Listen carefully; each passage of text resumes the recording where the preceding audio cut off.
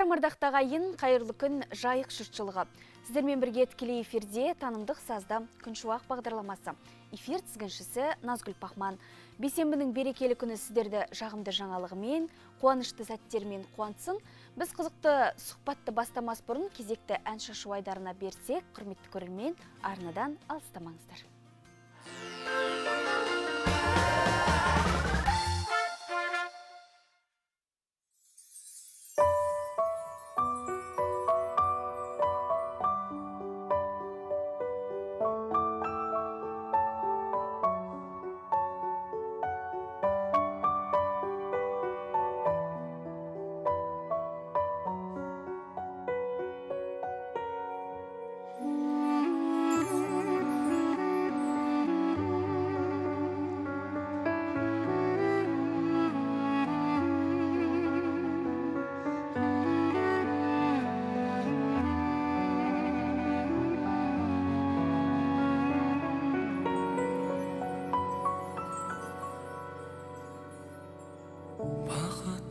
Басқадан іздедің сен, аяулым асылым. Үмітімді өзіңнен үзбедім мен, аңсадым ғашығым. Неліктен махаббаттың күлі солды, айтылды жүрек жыры. Соңғы қараматың бұрылып, менен мәңгі түңіліп, кеткеніме пәк сезімдер суынып. Аққуым, аяулым арманым, аралатқан таңдарым.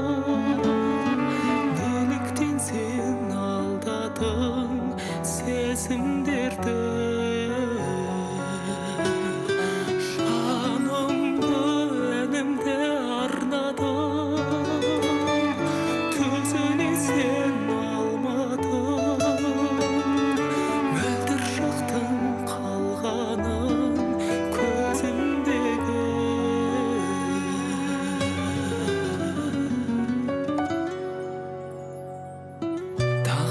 Жазуына барма шара, қош менің қымбаттым. Жүрегімде жалын от қалмаса да, соңғы рет тіл қаттым. Бақытыңды тілеймін, кетсең шалғай, жүре алмаспын есіме алмай. Қатар ұшқан сыңарым, сөнде сезім жырағы, өзіңе арнап жазылған бұл әнім. Аққуым, аяулым арманым,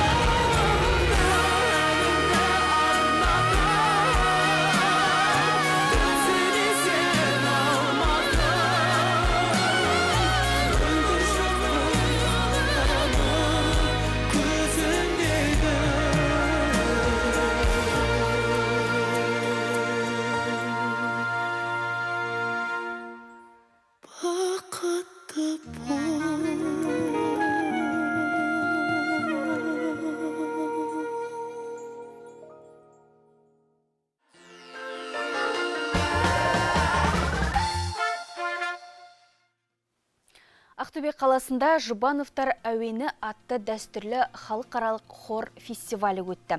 Биік өнердің тұлғасына айналған Жұбановтардың құрметіне арналған мазмұнды байқауға Татарстан елінен және еліміздің түкпір-түкпірінен 17 хор ұжымы қатысқан. Өнер додасы өңіріміздегі Құрманғазы атындағы Саз колледжінің хор ұжымы осы бір керемет өнер додасында жүлделі 3-ші орында иеленді. Ендеше фестиваль жөнінде толықтыратын студия қонақтармен сіздерді таныстыра кетейін. Күншуақ бағдарламасының құрметті меймандары Шмидт Игорь Юрьевич, аға оқытушы, Ыбырай Алтынсарин атындағы жас ұрпақты оқыту және тәрбиелеу ісіне сіңірген еңбегі үшін төс белгісінің иегері, хор дирижері. Қош келдіңіз. Сонымен қатар бүгін біздің студиямызда Қаратаев Адиет Сағадатұлы, ән салу және хорда дирижерлік ету бөлімінің төрағасы, ғылым магистрі. Қош келдіңіз. Сонымен қатар бүгін біздің студиямызда Құрманғазы атындағы Саз колледждің студенттері де келіп отыр. Бекнұр Асанбек, Гүлназ Шарипова, Ақнұр Садық және Нұрдәулет Жайқов. Құрметті студия қонақтары, алтын уақыттарыңыз бөліп бүгін телеарнаға Күншуақ бағдарламасына келгендеріңізге алғыс білдіреміз. Ең алдымен осындай керемет жетістіктеріңізбен құттықтағымыз келіп тұр. Халықаралық фестивальде 3-ші орын алудың өзі бір үлкен күш деп есептейміз, үлкен жетістік. Ендеше жалпы ең алдымен халыққа түсінікті болу үшін осы Жұбановтар әуені атты дәстүрлі түрде өтіп келе жатқан осы фестиваль жөнінде толық мағлұматты өздеріңіз бере кетсеңіздер. Жалпы дайындық қалай болды бұл фестивальге? Қандай әнмен қатыстыңыздар осы жөнінде? Жалпы бұл байқау бірнеше жылдан бері 2012 жылғы біздің Құрманғазы атындағы Саз колледжі 2012 жылғы Жұбановтар көктемі деп аталды бұл кездерде. Сол кезде қатысып бірінші орын лауреат болды осы байқаудан. Ол кезде республикалық деңгейде болды. Қазір халықаралық деңгейге өсті, сосын оны Жұбановтар әуені деп атауын өзгертті.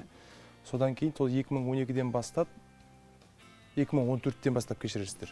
2014-тен бастап барып тұрған осы 2022 жылы барып тұрмыз біз хормен. Осы тұрғыда айта кететін бір жағдай, Жұбановтар әуені бұл байқау өңіріміздегі, еліміздегі хор өнерінің дамуы, өсуі, өнуі үшін жаңағы үлкен пайдасына келіп жатыр. Неге десеңіздер, басқа Қазақстан өңірлерінде бұндай байқау өтпейді. Жалпы хор байқаулар өтпейді, өкінішке орай. Сондықтан да осы байқау жоғарғы деңгейдегі байқау болғаннан кейін халықаралық деңгейге дейін көтеріп, бүгінгі таңда осы байқау тұрғысында жаңағы айтып жатырмыз ғой, ұстаздарымыз бар, ол кісілердің жаңағы мерейтойлары аталып өтіп жатыр сол кезде. Сол кезде жаңағы гүл шоқтарын қою рәсімдері жасалу арқылы бұл көркейіп дамып жатыр.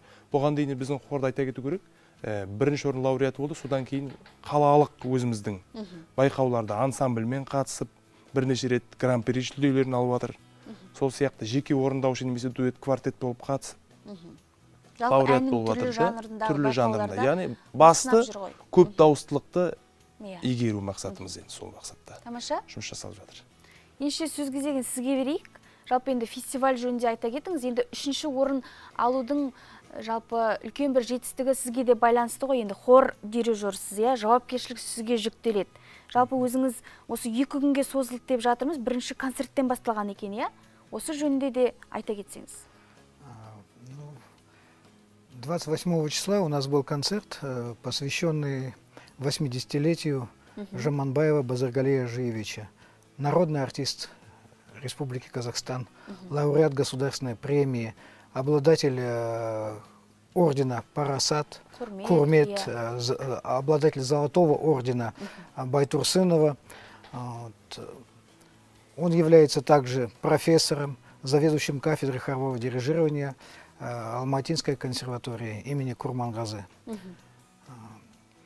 В этом концерте участвовали все коллективы, которые должны были выступать на конкурсе. Их было 17. И нам досталось тоже одно произведение. Мы выбрали новое произведение, пока еще не очень известного композитора, Балнур Кадырбек. Это произведение было из цикла, одно из цикла. Очень интересного плана. Хор достойно выступил в концерте. В общем-то, потом подходили ко мне руководители других хоров, спрашивали, что за произведение новое оно прозвучало, где можно взять партитуру, ознакомиться с ним. Вот. Ну, мы, конечно, в этом и весь хорового фестиваля, то, что общение между не только хоровыми коллективами, но между дирижерами, какие-то новые произведения поются. И мы взаимодействуем, общаемся по этому поводу. Вот. Ал енді бірінші күні концерт болды деп жатырсыз, иә? Концертте осы шығарма орындалды. Ал жалпы екінші күнгі фестивальде қандай шығарманы ұсындыңыздар? Қателеспесем, 5 әнді дайындап келу болған екен, иә? 13 шығарма. 13 шығарма алдық. 13 шығарма. Заявка бергенде 13 шығарма бердік. Содан кейін 13 шығарманы орындауымыз керек еді. Уақыттың тығыздығына байланысты ол жақтан талап болды, шығарманы азайтыңыздар деген. Иә. Содан кейін барып, дайындап алып бардық, ішінен қайсысын тыңдайды, соны айтады ғой деген оймен. Сосын барғаннан кейін тағы да қысқартты. 7-ге дейін қысқартып еді, содан кейін уақыт тығыз, енді 5-ге дейін қысқартыңыз деді. Содан 5-ге дейін қысқарттық та, 5-ге дейін қысқартып, соның ішінен осыны тыңдаймыз дегендерін алып. Өздері таңдап отырды. Енді сол енді репертуардың ішінен конкурс байқау болғаннан кейін, себебі басқа хорлардың орындағандарын бізге орындатпау керек қой ол жерде. Қайталанбау керек мақсатында олар мынаны орындасын, мынаны. Сол біздің енді жетекшіміз. Репертуар у нас очень интересный был. Вот мы выбрали там, пели на 5 языках. На казахском, на латинском, на украинском, на туркменском, на русском. Вот, да, вот. Очень интересно. Енді сондай немен отырды. Таңғалған шығар енді. Таңғалды. Әр ұлттың, мына жерде Түркиядан жаңа жюрилер болды, Белоруссия, Украинадан келіп отыр. Сол кісілер деген өз ұлттарының әндерін орындаған кезде басқа коллективтерде ондай жағдай болған жоқ. Ағылшынша, орысша, қазақша ғана. Бізде әр ұлттың, СНГ-ның мемлекеттердің енді ол жетекшінің мына дирижердің. И у нас направленность была в основном классическая. Я, в общем-то, в обучении больше всего уделяю на классическое образование.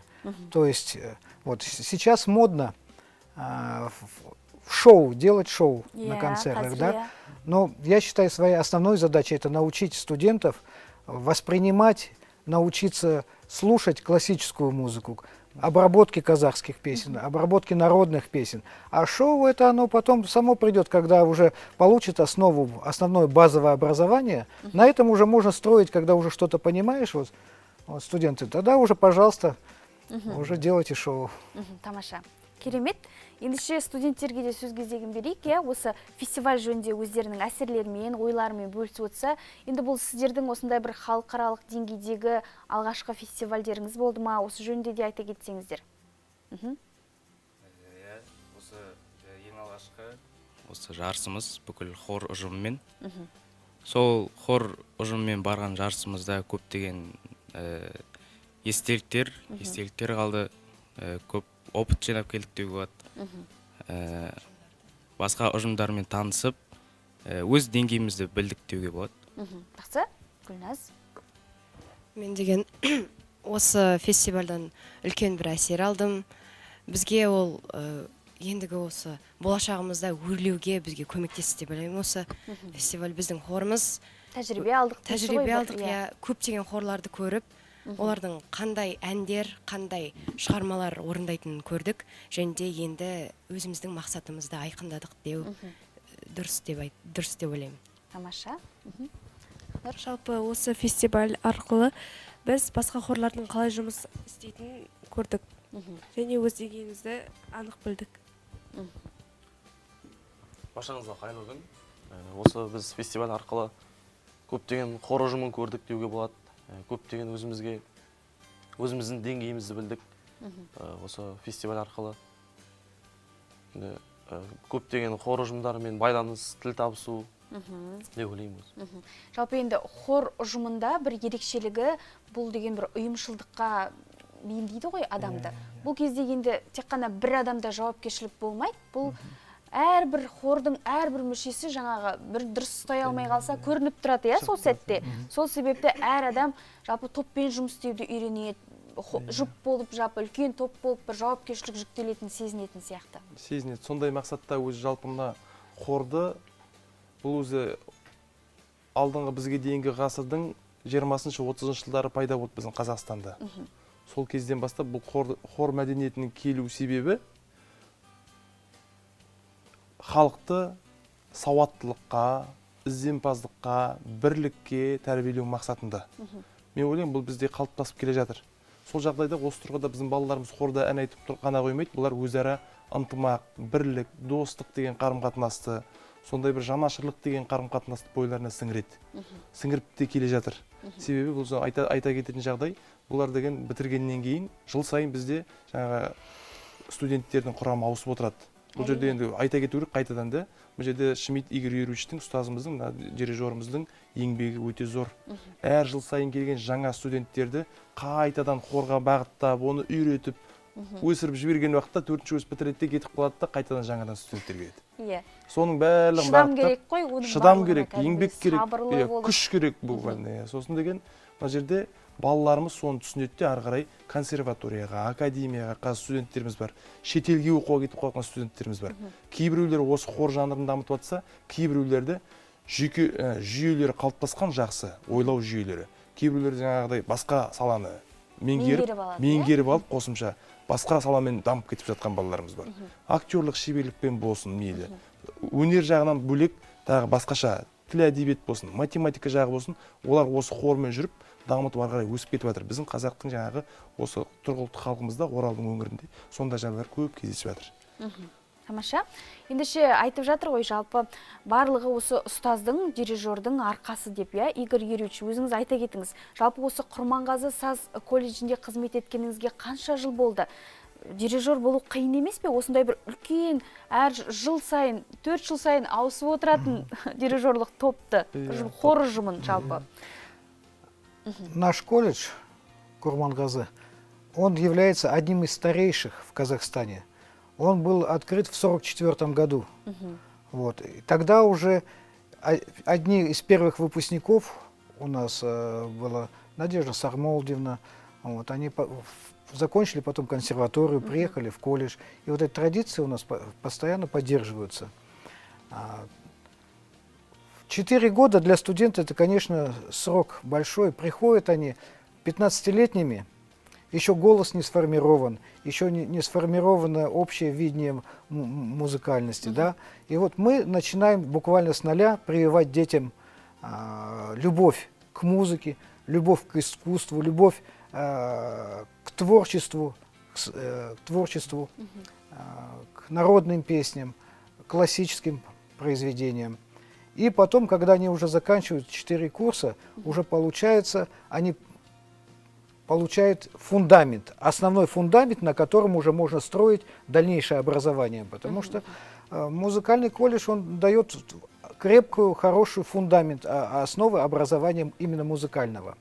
А дальше идет уже развитие, у нас есть много вузов, как вот Адия Сагадальевич сказал, говорит, и консерватория, у нас есть и институт, и университет.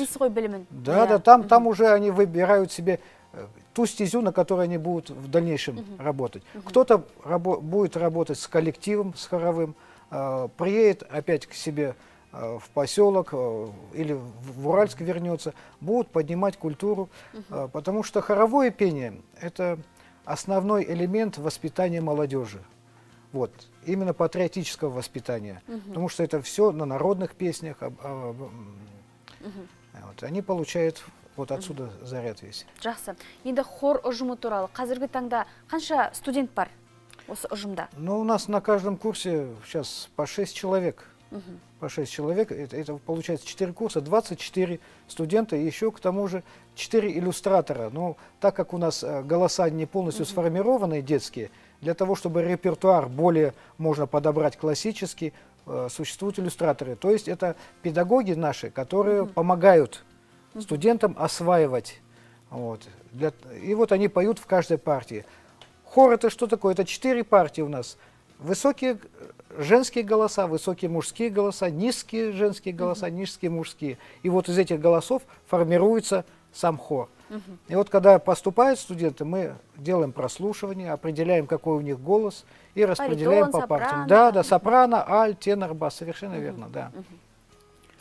И кроме этого, они же у нас еще проходят дирижирование, не просто в хоре поют, а дирижирование, то есть мы учим в дальнейшем их руководить хоровым коллективом. Үлкен Да. тәжірибе алып шығады дейсіз ғой. Жақсы. Енді хор ұжымы туралы айтып жатырмыз ғой. Енді халыққа түсінікті болу үшін осы Құрманғазы атындағы саз колледжінің осы хор ұжымының орындауындағы бір тамаша әнді халықтың назарына ұсынсақ, құрметті көрермен, тамашалаңыздар, арнадан алыстамаңыздар.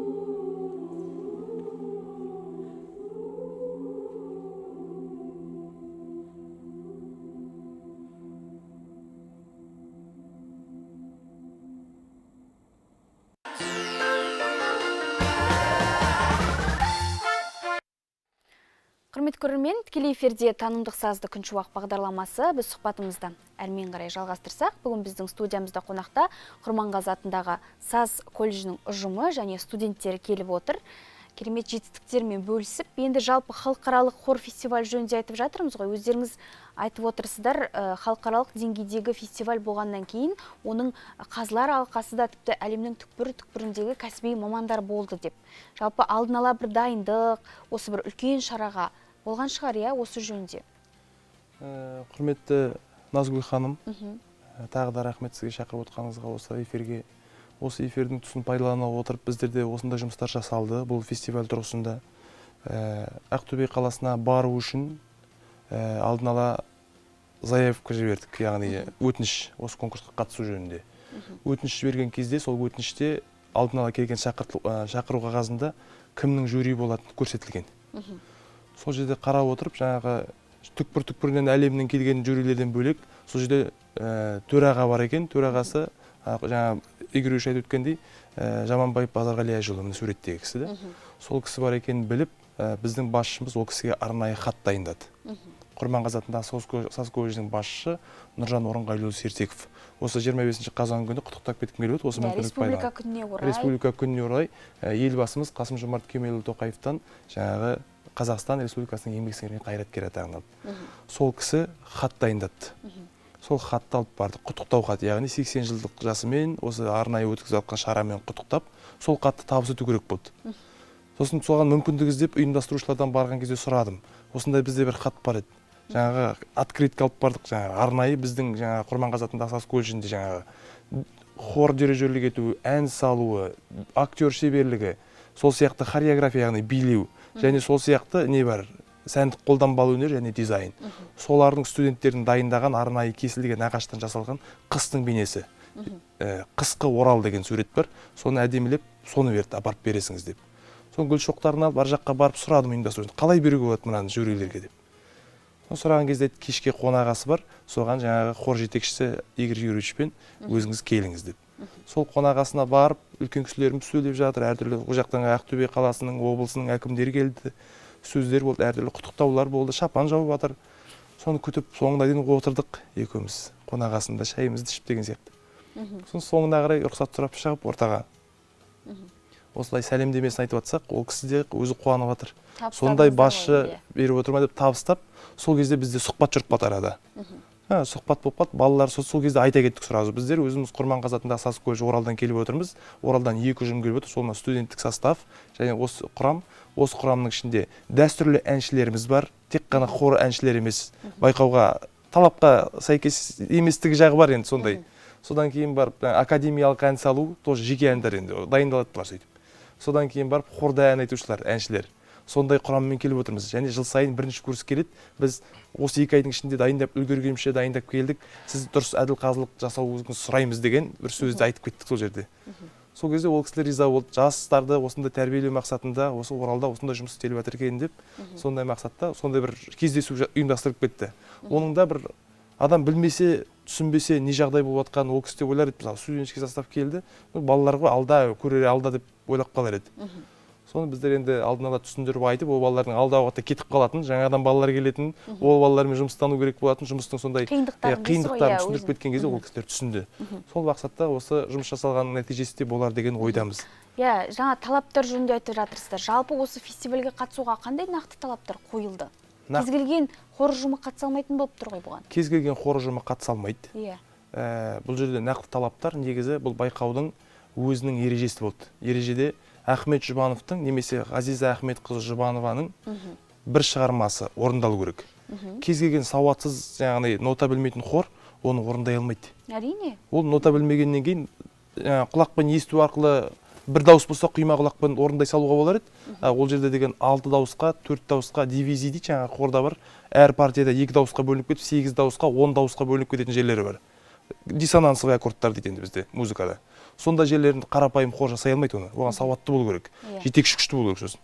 Сондай жұмыстар дирижерға байланысты тікелей. Содан сондай жұмыстар жасалғаннан кейін, жасалатын болғаннан кейін ол жерде сауатты хорлар шақырылды.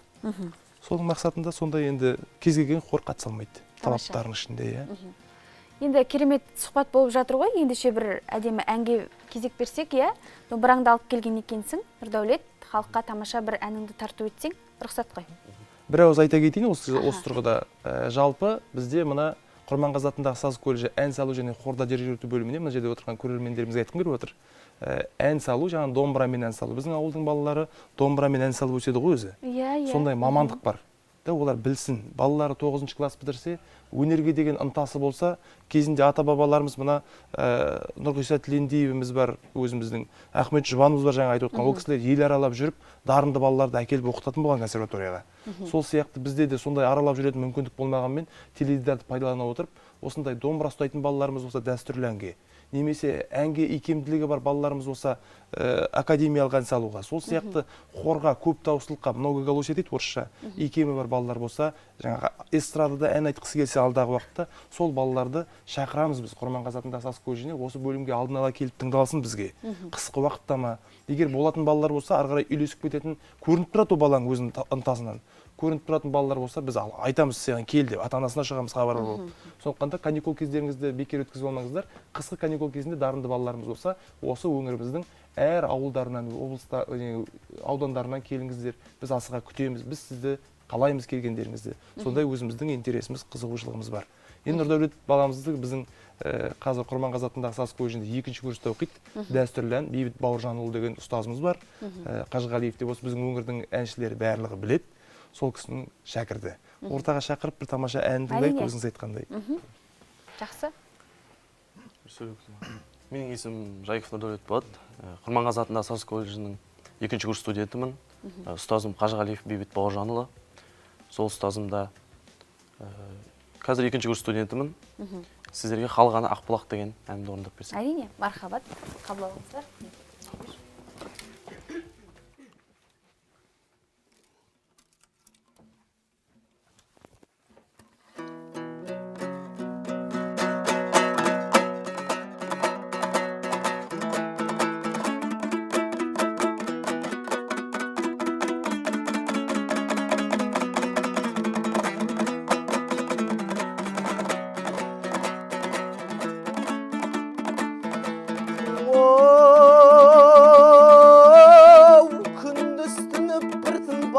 Дала кезген шапқылып, құмар едім өзіңе, бала кезден Ақбұлақ.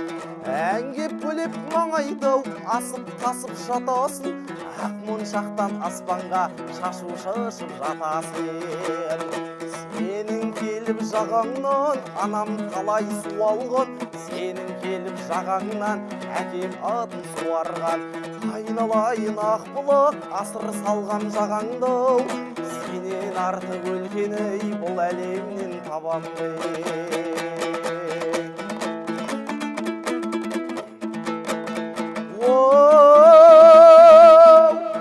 Арудайын еркелеп, күндірлаған Ақбұлақ, айның көктен ғашық боп, күндірлаған Ақбұлақ. Сен болмасаң құргілеу, ашылмайды Ақбұлақ, саған деген құмарым басылмайды Ақбұлақ. Сенің келіп жағаңнан анам талай су алған, сенің келіп жағаңнан әкем атын суарған. Айналайын Ақбұлақ, асыр салған жағаңдау, сенен артық өлкені бұл әлемнен табамбау. Сенен артық өлкені бұл әлемнен табамбай. Бәрекелді. Тамаша. Көп рахмет. Енді шындығында жалпы саз колледжіне осы өнерге кез келген адам келе бермейді ғой, иә, бойында дарыны бар, осы бір өнерде өзімнің жұлдызымды жақын келеді деген жан ғана осы бір бағытты таңдайды. Енді жалпы осы ән айту және осы хорда дирижерлік ету бөліміне қалай келдіңіздер? Жалпы осы Құрманғазы саз колледжін таңдауға сіздерге не себеп болды? Осы жөнінде айта кетсеңіздер, сонымен қатар өздеріңіздің ұстаздарыңыз жөнінде де ақпарат бере кетсеңіздер, ол кісілердің беріп жатырған білімдері жөнінде сіздерге. Енді қазіргі таңда 2-ші курс болсаңыздар да, жалпы сахнада, ән айтуда өздеріңіз бір тұлға болып, әнші болып, өнер адам болып қалыптасуларыңызға бір үлкен бір септігін тигізіп жатыр ғой ол жандар. Осы басында Құрманғазы саз колледжіне түспестен бұрын, кіші кезімнен өзім ән айтып жүрдім. Құрманғазы саз колледжіне келген соң, негізі вокал жағына тапсырамын деп ойлағаным өзім, өз басым. Сосын осы хор ұжымынан көптеген жан-жаққа қалаларға, көптеген жұмысқа тұруға болғасын осы мамандықты таңдадым өз басым. Қазір енді көптеген армандарымның бірі осы орындалып жатыр деп ойлаймын. Осы хорда жүріп, жалпы хордың ұжымының бір мүшесі болып, нені үйрендім деп айта алар едік? Енді үлкен бір тәжірибе болып жатыр ғой. Осы хорда жүріп, мысалы түспестен бұрын нота былай музыканың тек басында жүрдік қой енді. Бай түскеннен кейін уже нота үйреніп бастады. Дауыс тұстау дейсіз, Дауыс тұстау. Гармониясы бар, солфеджиосы барлығы. Сол бірнеше дауысқа бөліну, мысалы өз басым баста отырамын. Сол бастың партиясын айтуды көптеген тәжірибелер болды. Енді сол өз басым хор таңдағаныма өкінбеймін. Тамаша. Гүлназ, жалғастыра ғой. Мен өзім негізі кішкентай кезімнен музыкаға жақын болдым.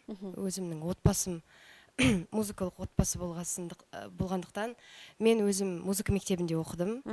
Бірақ мен деген аспапқа тапсырам деген оймен келген едім. Бірақ мен өзім хорда да ән айттым. Мектепте оқығанда. Хор маған ұнайтын еді. Маған ән айту менің жаныма бір жақын Қатты қиындық болмаған болды ғой саған, иә? Енді жалпы өзің музыкальный мектепті бітіріп келгеннен кейін жалпы білім болды. Иә, болды. Және де сол мені қызықтырды. Маған хор ұнады. Сондықтан мен хор дирижерлауды барлығынан естіп жүргендіктен, өзіме ұнағандықтан осы Құрманғазының сайтын тауып, өзім сол номерін жазып алып, осыған атсалысып, өзімнің қалауыммен келдім. Тамаша. Қазір мен Мырзабай Мерекеұлында оқимын. Қазіргі кезде хорда мен деген. Хор ұжымында болу, маған гармонияны есту, бір-бірінің дауысыңды естіп, даму, соны үйрендім. Және де музыка ол бір бөлек жанр ғой, ол адамның өнерінен бір тыс жоғары өнер ғой. Сондықтан оны мен дауыс арқылы араласу бір-бірімен ол бір өте жақсы өнер және еңбек деп ойлаймын. Сол маған өте ұнайды және де мен де өкінбеймін осы хор дирижерлауға тапсырғаныма. Ақнұр? Қазіргі таңда жалпы мен Құрманғазы саз колледжінің хор дирижері мамандығы бөлім бойынша 3-ші курс оқып жатырмын. Бұл колледжға мен бұрыннан түсуді армандадым. Және де мені қызықтырған мамандық осы хор дирижер мамандығы. Себебі мен хорда жұмыс істеп, хорда ән орындап, және де болашақта хорды басқарғым келеді. Менің ұстазым Анар Рахимовна, ол маған музыкалық білімді де, дирижер болуды да қазіргі таңда өз білімін үйретіп жатыр. Жақсы. Нұрдәулет, жалғастыра кетсең. Дәстүрлі ансамбль бөлімінде 2-ші курс студентімін. Айта кеткендей, дәстүрлі ансамбль өзіме қатты ұнайды. Бала кезімнен сол қазіргі Мұхит атамыздай Ғарифолла Құрманғалиев, Ақан Сері деген көптеген ата-бабаларымыз кезінде сал серілік етіп, көптеген ауылдарды аралап, көптеген әндерін шырқаған болатын. Сол аталарымызға қарап, мен де осы дәстүрлі ансамбль бөліміне түскен болатынмын. Қазірге де сол Қажығалиев Бейбіт Бауыржанұлында шәкіртімін, 2-ші курс студенті. Тамаша. Өзіме дәстүрлі ансамбль қатты ұнайды. Назгүл ханым, осы жерде мен де бір ауыз айтып кетейін. Бұл жерде балалар жаңа өздерінің ұстаздарын айтып отыр. Көріп отқан көрермен түсінбей қалмасын. Бұл жерде деген бұлар жалпы хорға келіп ән айтқаннан бөлек жеке-жеке әрбір бала бір-бір мұғаліммен дайындалады. Яғни топтық сабақтан бөлек жеке дайындалатын. Сондай бізде Құрманғазы атындағы саз колледжінде сондай жұмыс жүргізіп жатыр. Яғни ол бала отырады, келіп 1-ші курста күй сандыққа мынау деген, до деген нота. Қағазда мына жерде тұрады ол. Оның ұзақтығы мынандай, жартылық мынандай болады, 8-дік мынандай болады деген сияқты, біреуі ұзақ болса биіктігі мынандай деп бәрін көрсетіп отыратын жеке-жеке мұғалімдер бекітілген басына. Сол мұғалімдерін айтып отыр бұл кісілер жаңа. Бұл жерде игрюш, сол жаңа қосымша, олар жаңа нотаны үйреніп хорға келгеннен кейін, ол кісі распевкасын жаңа тамақтарын дайындап, тұруы, айтуы, дыбыс шығару тәсілі деген сияқты дүниелермен жұмыс істенеді. Мен солардың қастарында жүріп, жаңағы жазатын қағаздары болады өздерінің, ноталары болады, ұйымдастырушылықта мен жүрем. Сол жаңағы төрағасы деп отқан сол енді қағаз жазу. Бұл кісілер менің ұстазым. Бұл кісілер нетсе оң жүрдесі оң жүреміз, сол жүрдесі сол жүреміз. Сондықтан да бұл жерде енді бұл балалардың айтып жатқаны дұрыс. Жаңағы Анар Рахимқызына, ошол жерде теледидардан карап отуруп олар бізді кубанып отур. Және Мырзабай Мерекеұлына, кімнің Гүлнәздің ұстазы, және бұл жерде Ақнұрдың ұстазы дағыда Анар Рахимовна, және Бейбіт Бауыржанұлына рахмет етпедік. Себебі басқа студенттеріміз бар, суреттен көрініп Әрине, жатқандай, ұжым көп. бәріне келе алған жоқпыз. Иә. Неге? Себебі сабақтың уақыты. Сол сияқты мына жердегі енді белгілі бір жағдайларға байланысты әкеле алмаймыз, өкінішке орай. Енді алдағы уақытта мен ойлаймын, сондай кездер болады. Біздің жаңа залдарымызды көресіздер келіп, нағыз хордың концерттерін көресіздер деген ойдамыз. Болсын дейміз. Енді шындығында осы музыкада жүрген, дирижерлікта жүрген көптеген батысымызға, осы өңірімізге танымал жандар осы Игорь Юрьевичті ұстаз деп санайды ғой шындығында. Енді сіз де осы бір сәтті пайдаланып, барша осы музыкаға, дирижерлікке қызығатын жастарды, жалпы студенттерді шақыра кетсеңіз болады, иә? Осы өнерге, дирижерлік мамандыққа. Дирижерская профессия, она одна из самых сложных.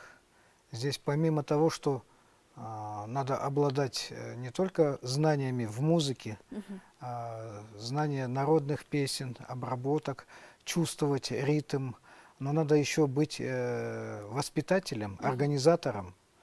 Вот. Это руководитель хора должен обладать всеми этими качествами.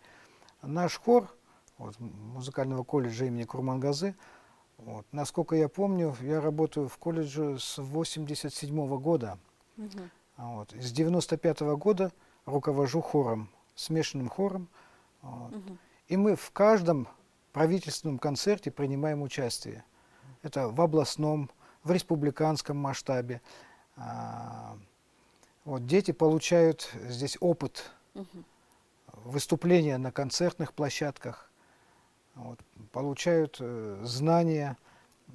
И также на всех концертах они общаются более теснее между собой, смотрят взаимодействие, допустим, с симфоническим оркестром мы выступали, с народным оркестром мы выступали, и с казахским народным инструментом, оркестром народных инструментов, и с русским оркестром народных инструментов. Хор принимал участие во всех концертах. Жақсы. Ендеше жалпы дирижерлік өнер, хор ұжымы туралы ақпараттармен бөлісіп жатырсыздар ғой. Енді кезекті бір әнге берсек, иә? Жалпы сіздер өздеріңіз квартет болып та көптеген сахналарда өнер көрсетіп жүрген екенсіздер. Ендеше керемет туындыны халыққа арнасаңыздар. Айтып жібере қояйын, балалар, құттай отыра тұрыңыздар да. Бұл жерде хордан бөлек біздің жаңағы ауылда отырған ата-аналар білсін. Бұл хорды бітіріп шыққан біздің мамандарымыз біреу актер болып атты киноға түсіп. Біреу эстрадалық жанрда конкурстарға қатысып, байқауларға қатысып, қазір енді той-думан телеарналарында жүрген балаларымыз бар. Сол сияқты Қазақстан дауысына қатысып жүлделі орын алып жүрген балаларымыз бар. Сол сияқты бағытпен кеткен балалар бұл балаларда. Бұл квартеттің жетекшісі бар, Мырзабай Мерекеұлы деген жаңа айтып өттік та, сол кісінің дайындап отырған балалары. Қазір осы жерге әкеліп отырмыз, белгілі себепте жаңа айтып кеттік та. Соған байланысты құрметті ата-аналар, біздер енді осы байқауды пайдалана отырып, осы байқаудағы жүлделі орнымызды пайдалана отырып, осы бүгінгі студияны пайдалана отырып, шақырғымыз келеді тағы да. Құрманғазы атындағы саз колледжі ән салу және хорда үйрету бөліміне келіңіздер. Жіберіңіздер балаларыңызды. Талантты болса, ол дарынды болса, ол баланы қорықпаңыздар, қыспаңыздар ол баланы. Мүмкіндігі болса жіберіңіздер, тыңдайық, көрейік.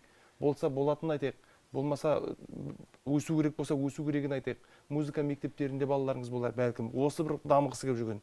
Сондай балалар бұйырсын, алдағы уақытта осы балаларымыздың барлығында бүгінгі мына отырған сияқты теледидардан жиі көретін, жақсы ел сыйлайтын азаматтар болса екен дейміз. Жақсы. Ендеше әнге кезек берсек, ортаға шығып әндеріңізді шырқасаңыздар.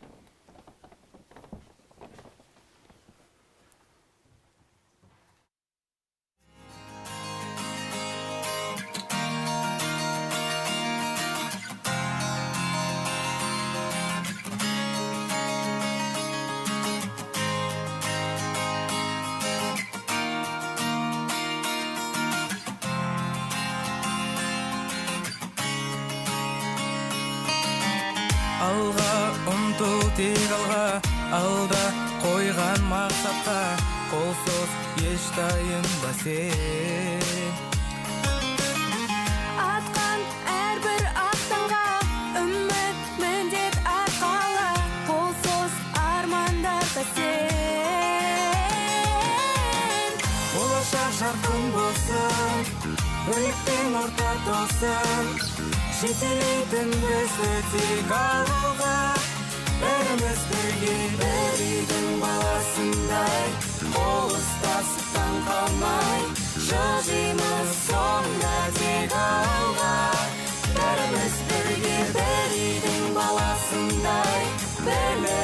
бәрімізді сақтайық, жылжимыз сонда тек алға, бәріміз бірге, бәріміз бірге.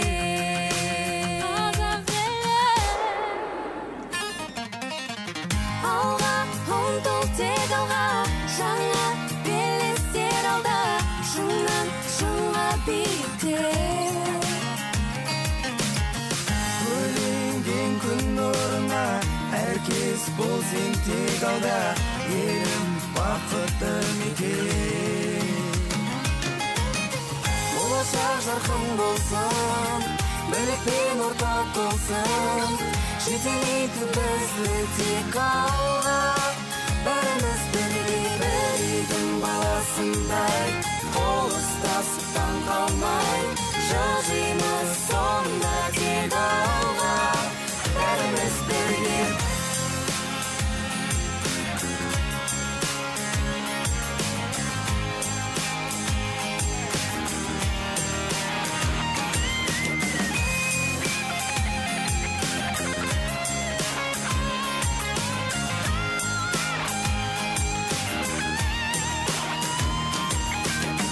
Болашақ жарқын болсын, бірлік пен ортақ болсын, жетелейтін бізді тек алға, бәріміз бірге,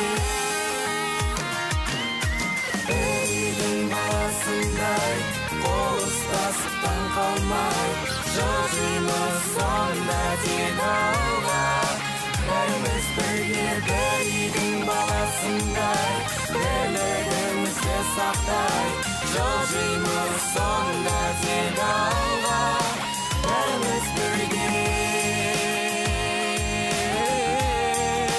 бәріміз бірге.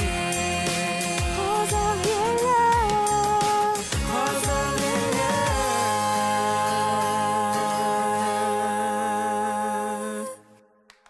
Бәрекелді, көп рахмет. Енді бүгінгі студия қонақтарына өздерінің ақжарма тілектерін арнап жатқан көрермендер де бар екен. Ендеше оқи кетейін. Сәлеметсіздер ме? Бүгінгі бағдарламаға қатысып отырған Әдиет Сағадатұлы, Игорь Юрьевич және студенттерге шығармашылықтармен бөлісіп отырғандарына үлкен рахмет айтамыз. Сіздерге болашақта сәттілік тілейміз және жұмыстарыңыз жемісті бола берсін. Тілек білдірушілер халық аспаптар бөлімі ұжымы деп осылайша өзінің тілегін білдіріп жіберіпті. Тамаша, сәлеметсіздер ме? Құрманғазы саз колледжінің ұстаздарына көп рахмет. Осындай конкурстарға қатыстырып жатқандарыңыз үшін әлі биік шыңдарға бірге талай жетейік деп осылайша өзінің тілегін жолдаған көрермен бар екен. Бүгінгі шығармашылық ұжымды көріп, жаңалықтарын естіп отырғанымызға өте қуаныштымыз. Бөлім төрағасы Әдиет мырзаға кәсіби жетістіктер мен түрлі салаларда көптеген жеңістер тілейміз деп өзінің тілектерін білдіріп жіберіпті. Хор ұжымы жетістікке жете берсін, тек қана сәттілік, алар асулары көп болсын деп осылайша өздерінің ізгі ақжарма тілектерін арнап жатқан көрермендер бар екен. Құрметті қонақтар, алтын уақыттарыңызды бөліп бүгін Күншуақ бағдарламасына келгендеріңізге алғыс білдіреміз. Жалпы фестиваль жөнінде, Құрманғазы атындағы саз колледжі жөнінде көптеген керемет, пайдалы ақпараттармен бөлістіңіздер. Сонымен қатар бізді тамашалап отырған қалың көрерменге ән салып, керемет көңіл күй сыйладыңыздар деген ойдамын. Биік белестерді бағындырыңыздар, еңбектеріңіздің жемісін көріңіздер. Осы сынды халықаралық деңгейдегі әртүрлі жарыстарда үлкен белестерді бағындыра беріңіздер деген келеді. Приходите к нам учиться, и будет вам счастье. Бір ауыз айтып кете қойыншы, айып етпеңіздер. Бүгінгі осы телеарнаны пайдалана отырып, өзімнің анам Шолпан Беркімбаева Өтебай қызын зейнетке шығу күнімен құттықтағым келеді. Аналарымыз бақытты болсын, балалар сіздерді тәрбиелеген аналар бақытты болсын. Рахмет. Көп рахмет, сізге құттықтаймыз. Құрметті көрермен, Күншуақ бағдарламасының бүгінгі шығарылымы осымен тәмам. Жан тәніміз қуатты, әр күніміз шуақты болсын. Келесі кездескенше аман, есен болыңыздар.